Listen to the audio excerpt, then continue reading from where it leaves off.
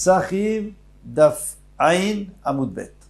Bonjour à vous tous. Si vous permettez, nous allons reprendre la marloquette entre Rabbanan et Ben Tema. Donc, les Rabbanan disent que le Korban Chagiga qu'on apporte le 14, à ne pas confondre avec ceux qu'on apporte le 15. Le vrai Korban Chagiga, c'est le 15. C'est pour fêter Pessah, Sukkot, Shavuot. Donc Shavuot, ça ne sera pas le 15, bien sûr, c'est le 6, le 7. Mais, là, nous avons à Pessah un Korban spécial qui accompagne le Korban Pessah, donc Erev Pessah, le 14. Ça s'appelle le Korban Chagiga du 14, qu'on ne fait que si on a besoin de viande. Si le Korban Pessah, s'il y a beaucoup de personnes qui se sont associées sur le Korban Pessah, ils ne vont pas pouvoir manger que ça. Donc, ils vont manger de la viande avant. Et à la fin, ils mangeront, une fois qu'ils seront rassasiés, presque rassasiés, ils mangeront le Korban Pessah. Maintenant, ce Korban Chagiga, est-ce qu'il a le même dîne que le Korban Pessah ou pas? Selon Ben Tema, il a exactement le même dîne. Selon les Chachamim, il n'est pas du tout le même dîne, il n'a aucun rapport. Quand je dis le même dîne, ça veut dire on a le droit de faire ça avec, on doit faire ça, comme on a vu. Tous les dinim du Korban Pessah s'appliquent aussi au Korban Chagiga. Maintenant, la Gemara demande. Et d'après Ben Tema, est-ce qu'il faut dire aussi qu'on n'a pas le droit de casser des os? Parce que le Korban Pessah, on n'a pas le droit de casser des os.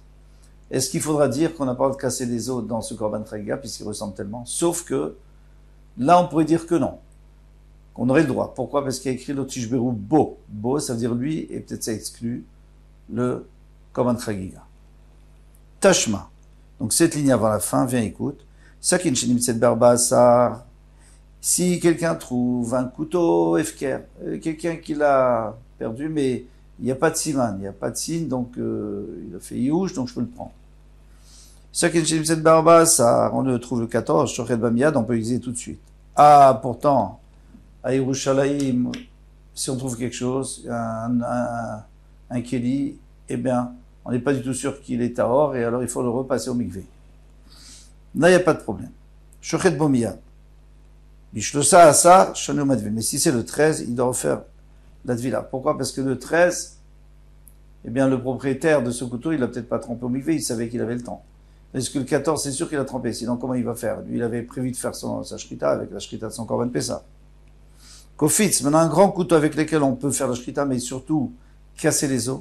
Ben beze, shonu ou madvil. De toutes les façons, il doit le retremper. Pourquoi? Parce que le propriétaire ne l'a pas trempé. Il n'y a pas de raison qu'il l'ait trempé, puisque le 14, on ne peut pas faire de korban, on ne peut pas casser les os, puisque ni le korban pessah, ni le korban chagiga du 14, selon Ben Tema. Donc ça va d'après les Ben Tema. Et d'après les Chachamim, eh bien oui, bien sûr qu'il a trempé pour pouvoir utiliser le 14, parce qu'il faut toujours le tremper la veille pour qu'il y ait Rev Shemesh, pour que le soleil se couche une fois qu'il a déjà été trempé. Mani, et les Marabanan, si tu me dis que c'était le Rabban Maïshena Sakin et Madvil, pourquoi tu me dis que le couteau il a trempé des Chazir les Pessah, parce qu'il peut utiliser pour le Korban Pessah? Eh bien, Kofitz Namia Chazé les Chagiga, il peut utiliser pour le Chagiga, et d'après les Rabbanan, le Korban Chagiga, eh bien, on a le droit de casser les os, donc il va l'utiliser pour le Chagiga, du 14. Donc c'est sûr qu'il a trempé. Et la lave, qui est des Ben Tema, on est obligé de dire que c'est Ben Tema, Veshma Mina, tu peux apprendre ici, Yeshbash Mishum Shvirat Etzem, il y a un interdit de casser un os dans le Korban Chagiga. Donc il m'a dit, non, moi je peux toujours te dire, l'Olam Rabbanan, que cette Mishnah va d'après les Rabbanan, Vekegon, Sheba Be Shabbat. Tout simplement, puisque c'est Ref Pessar, c'est Shabbat, donc il n'y a pas de Korban Chagiga. Du tout. Shabbat, il n'y aura jamais de Korban Chagiga. On verra plus loin pourquoi. Ve'amide Katan et Sefa, mais puisque dans la Sefa, à la fin de cette Braïta ou Mishnah, Chal Arba Asar Liot Be Shabbat, si le 14 tombe Shabbat, Shochet Bamiyad, tout de suite il peut faire la Shrita avec. Pourquoi? Parce que hier, il sait très bien qu'il ne peut pas le tremper Shabbat, donc c'est sûr qu'il a trempé hier. Bechamisha Asar, Shochet Bamiyad, et même le 15, il peut faire la Shrita, parce que hier c'était Shabbat, donc il n'a pas trempé hier, alors s'il a trempé c'était le 13. Il n'y a aucun problème, c'est sûr qu'il est caché, qu'il est tahor. Nimtset, Kofitz, Kshura, les Sakin. Bon, alors ça, il rajoute une précision que si ils étaient attachés tous les deux, le couteau de Shrita et le couteau genre de hachette, Harik et Sakin. Donc, à la même ligne que Sakin, parce qu'on met pas quelque chose de tamé avec quelque chose de tahor. Donc, c'est sûr que les deux sont théoriques. En tous les cas, Mikal Derecha, la Shabbat Saskinan. Donc, je veux dire que au début, on parlait pas du Shabbat. Parce que maintenant, on te dit que si ça tombe, si le 14 tombe Shabbat, tu trouves quelque chose, soit le 14, soit le 15, c'est sûr que c'est tahor parce qu'il a fait le 13. Alors, pourquoi au début, dans la Récha, tu nous as dit que si tu le trouves le 14, ok pour le couteau, mais pas pour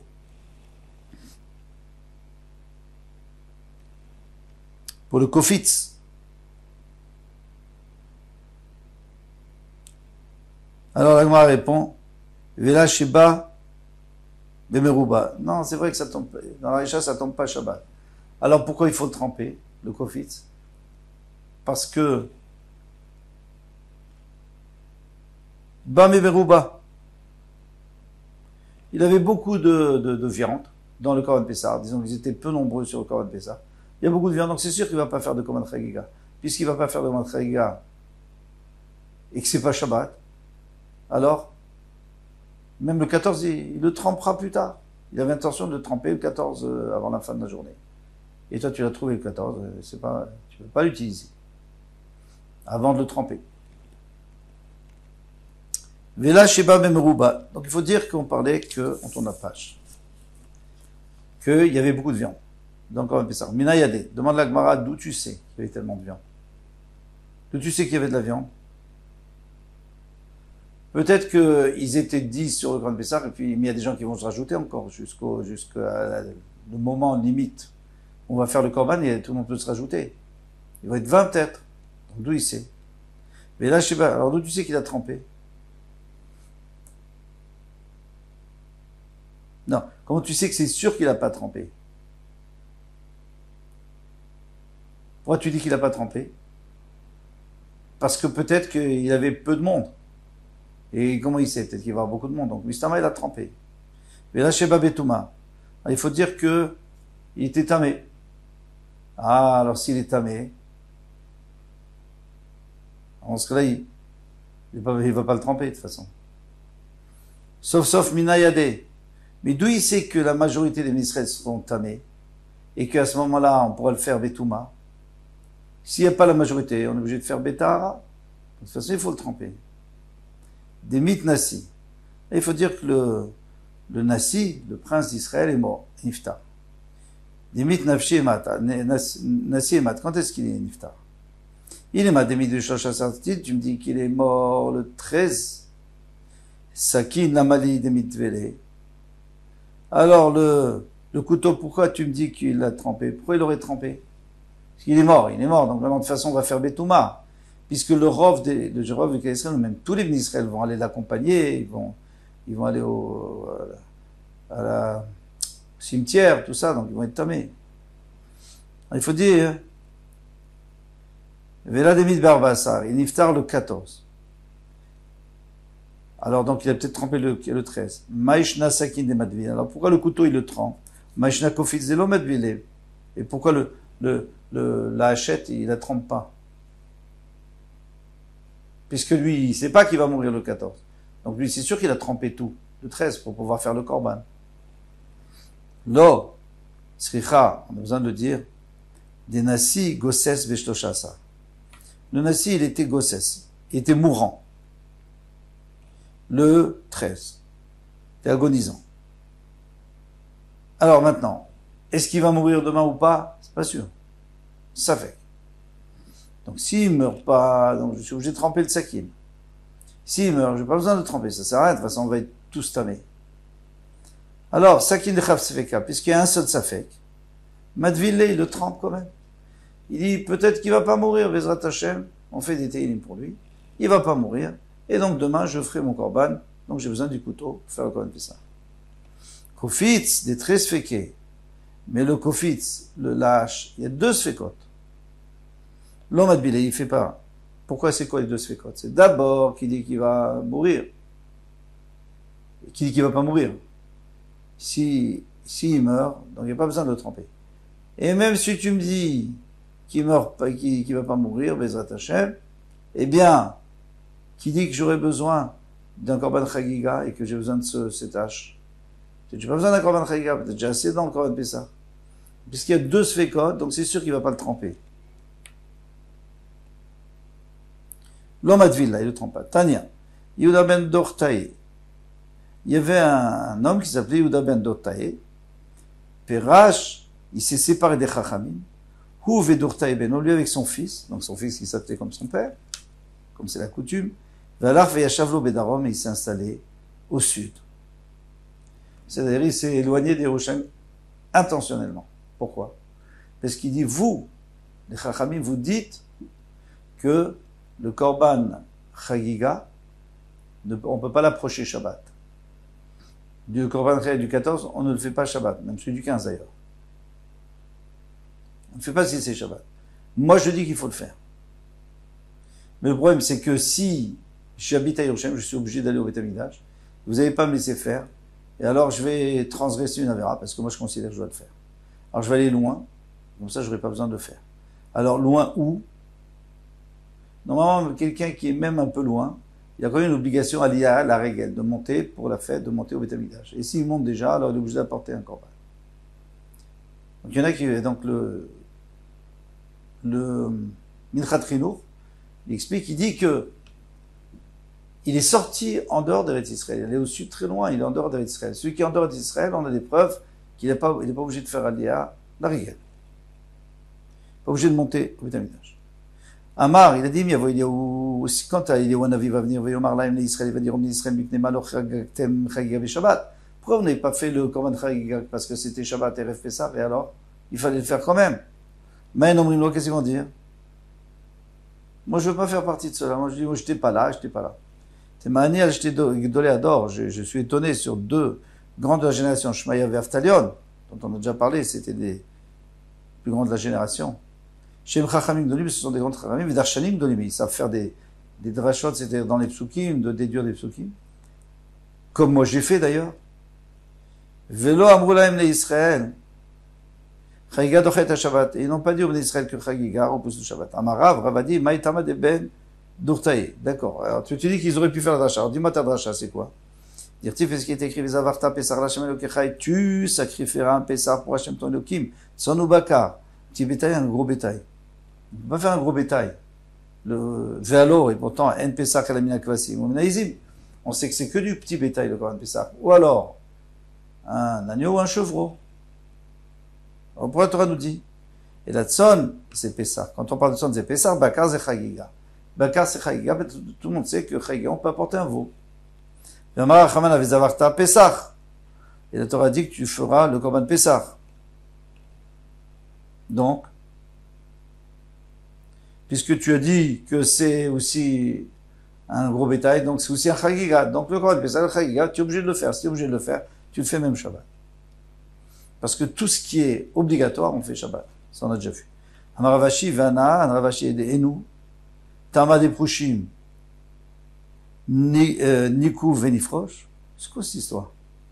Nous, on a un devoir, il parlait sur Rav, on a un devoir d'expliquer la raison de celui qui s'est séparé des Chachamim, donc contre la Torah, puisqu'on doit toujours aller d'après la majorité.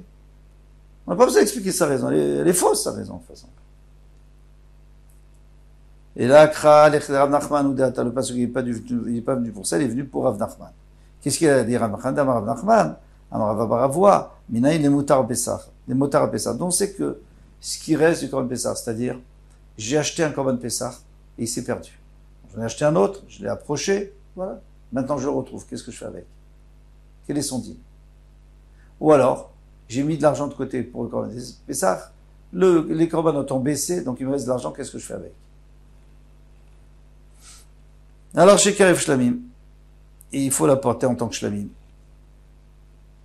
D'où je sais. Il faut l'apporter en tant que Shlamim. Pourquoi peut-être Ola qui dit Shlamim? Chez Nema Vezavarta Pesar Lachem Elokechat Son Ubakar. Il écrit que tu vas sacrifier, ou alors un petit bétail, ou un gros bétail. Echi Pesar Mina Bakar Ba, est-ce que tu peux dire que le Pesar vient du Bakar? Le gros bétail va l'Oen Pesar Ba, et la Mina Kvasim.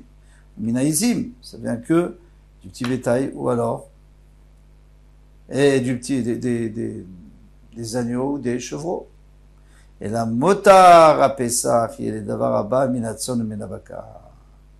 Donc quand on nous a dit qu'il faut faire du bakar, on peut faire même avec du bakar, c'est-à-dire que tu peux, s'il te reste de l'argent, tu peux acheter un veau, du gros bétail, et faire avec ça. Et si tu fais avec ça, c'est sûr c'est un shlamim. Pourquoi? Parce qu'on peut pas, tous les autres korbanot, ils rentrent pas dans cette catégorie.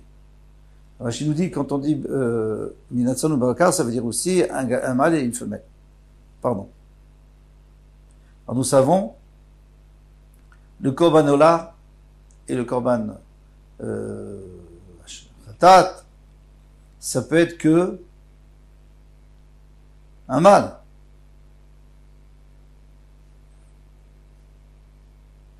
Hacham, pardon. Korban ola hacham, c'est un mâle. Korban khatat, si c'est un particulier, c'est une femelle. Et khatat yunasi, c'est un mâle. Donc, de toute façon, tout ça, tu peux pas dire que c'est ou du bakar, ou du tson, ou du mâle, ou de la femelle. C'est pas possible. C'est ou l'un ou l'autre. C'est pas. Il y a que un, c'est korban shlamim. Lui, on peut faire avec ce qu'on veut. Donc, c'est sûr qu'on parle du korban shlamim. Donc, d'ici, tu vois que le korban pessar se transforme lorsque il sert plus à rien parce qu'on a trouvé un autre à la place. Eh bien, il se transforme en korban shlamim. Maintenant, d'accord, très bien. Donc maintenant, on n'est pas d'accord avec ce comment il s'appelait là, Ben Dourtaï, mais les Chachamim, pourquoi ils veulent pas que le Korban Chagiga repousse le Shabbat? Havadaï Korban Tzibourou.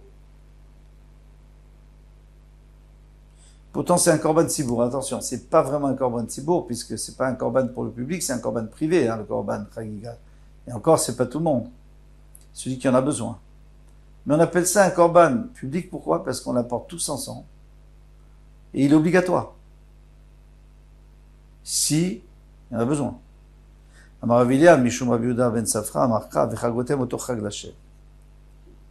Et tu vas le faire, tu vas le sacrifier, Chag Lashem. Shivat Yamim Bashana, 7 jours pendant l'année.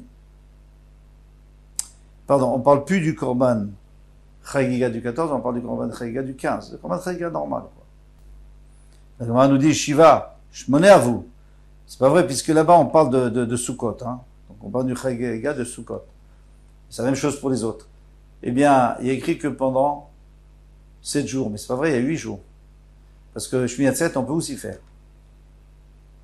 Et là, Mikan de Chagiga Shena Dochet Shabbat, d'ici, j'apprends que le Chagiga, il peut pas repousser Shabbat. C'est tout. Kalva Chomer, celui d'avant, des rêves fait ça, parce qu'il n'est même pas tellement important. Seulement si on en a besoin. Tandis que le Korban Chagiga du premier jour de la fête, ça c'est obligatoire. Alors pourquoi il n'est pas Dochet Shabbat?